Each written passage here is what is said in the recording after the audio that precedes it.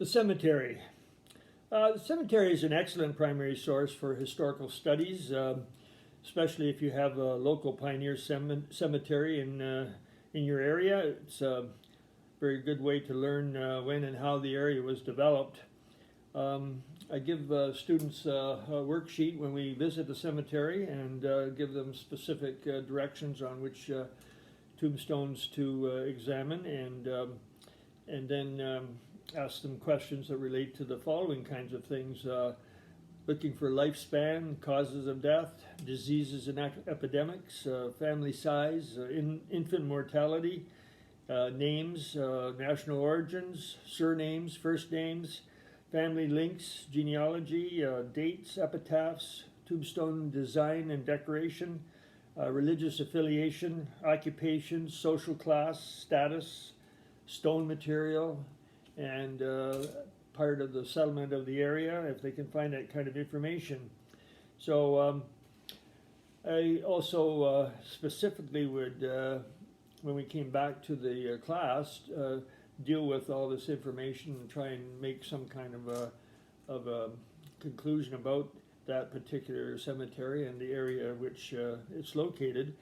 So one thing they could do is, for example, sample 10 different tombstones just at random, take the length of years lived by these people, and then we would take that in the classroom and average them out and see what kind of an average we had for the people in that cemetery at that time. And it was usually pretty consistent over all the times that I've mentioned. And then the obvious thing was that people were dying much younger in those days than we have today. And so if we look at statistics from today, then discussion of how and why we are so much better off follows. So it's a very good way to understand that aspect of history. Larger cemeteries, they often, you can discover the tombs of a lot of different situations involving disasters. For example, in my community, there's one there that shows the fireman who passed away on the job. Also in my community, we had the largest maritime disaster within the borders of Canada in our history, and 181 people died on the 24th of May weekend when a ship boat was overloaded, flipped over and sank, and it was quite a disaster. And too, if you look at it in a larger sense, there are people from the Titanic disaster buried in cemeteries in Nova Scotia, for example. Now, if you can't go to the cemetery, certainly there is a way of bringing the cemetery to you, and it's a matter of taking some time or having your students use charcoal or use pencil or anything they can do to take an image off the tombstone with the approval of the cemetery people. So these rubbings can be done, and I had quite a collection of them, and we used it as our in-class cemetery, and they'd come in and they'd see all these tombstones around, and they found it quite fascinating. And there were a lot